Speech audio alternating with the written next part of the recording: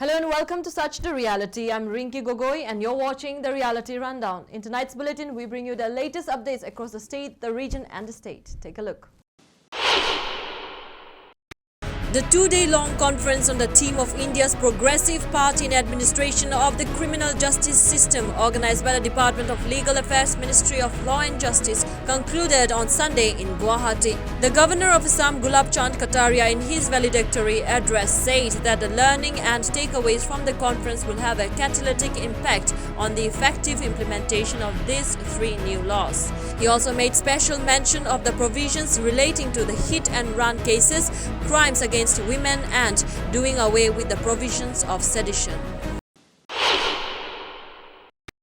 The Guwahati to North Guwahati ferry services have been suspended due to severe weather conditions affecting the region. Recent storm surges have caused significant disruptions, particularly at night, raising concerns for residents and authorities alike. The Indian Meteorological Department in Guwahati has issued an urgent forecast predicting thunderstorms with lightning, gusty winds and intermittent light to moderate rain. These conditions are expected to impact isolated areas in the Kamrup Metropolitan and West Karbi Anglong districts over the next few hours. The Regional Meteorological Center has provided further details on the expected weather, indicating that Guwahati and surrounding areas will experience temperatures ranging from a maximum of 31 degrees Celsius to a minimum of 23 degrees Celsius.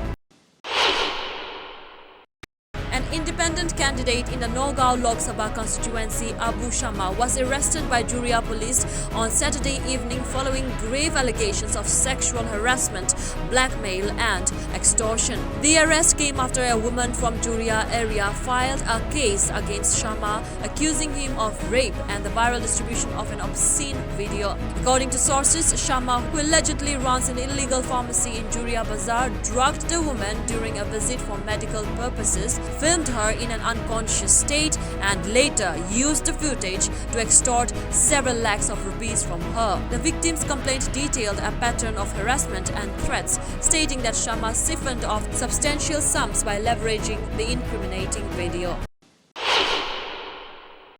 In a proud moment for the state, Assam Inspector General of Police Partho Sarathi Mahanta's Lasit the Warrior, an animation film on the lives and times of legendary Ahom General Lasit Borfukan, was screened at the March Du Film at the Cannes Film Festival 2024. The film has been written and directed by Partho Sarathi Mahanta and produced by Meena Mahanta and Indrani Borua. Lasit the Warrior is an audiovisual film on Lasit Borfukan that traces the genesis of the military commander's ancestry, his charismatic personality, his dexterous skills in diplomacy and naval warfare, physical prowess, unmatched valor, and, most importantly, his resolute sense of patriotism.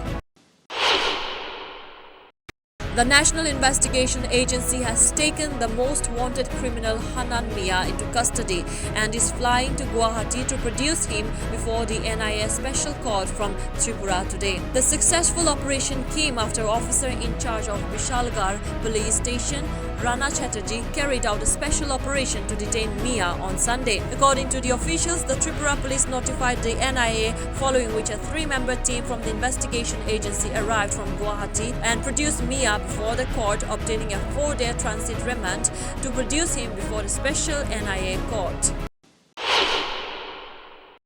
Assam Rifles intercepted an active cadre of the Chin resistant force transporting a cache of ammunition and tactical equipment at Tuipang village in Mizoram's Sahia district.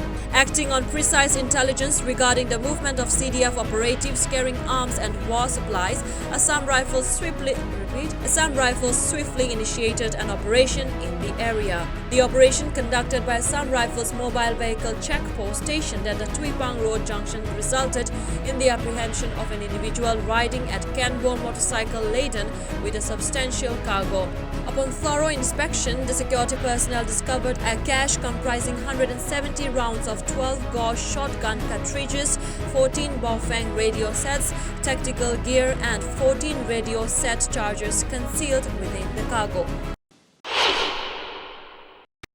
In a recent crackdown on violations across various districts of Manipur, the state police have detained 62 individuals, intensifying efforts to maintain law and order in both hill and valley regions. A comprehensive deployment of 120 nakas or checkpoints has been implemented across Manipur's diverse landscape, covering significant areas susceptible to breaches in security. Search operations and area domination initiatives, spearheaded by security forces, had been carried out extensively, particularly targeting fringe and vulnerable zones within hill and valley districts. These efforts have yielded significant results, with authorities uncovering an arsenal of illicit weapons.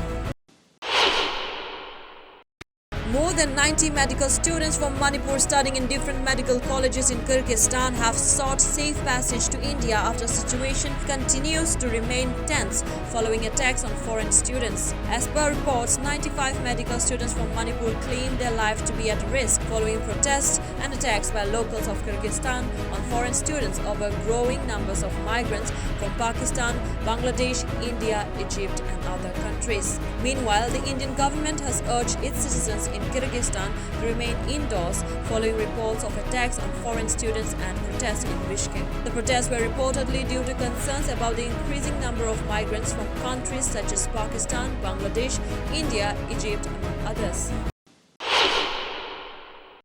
The Gujarat Anti-Terrorism Squad has arrested 4 suspected ISIS terrorists at Sardar Vallabhbhai Patel International Airport in Ahmedabad. The ATS in a brief note says that the 4 accused who were arrested from the airport were Sri Lankan citizens and terrorists of the Islamic State. Reportedly, the suspects were taken to an undisclosed location for intensive questioning. However, the precise motive behind their presence at the Ahmedabad airport is not clear. The terrorists reportedly reached Ahmedabad via Chennai from Sri Lanka. They were in touch with Pakistan landers, according to local media reports. Meanwhile, security has been heightened across the airport. The arrests were made ahead of the arrival of 3 IPL teams at the Ahmedabad airport for the qualifier and eliminator games.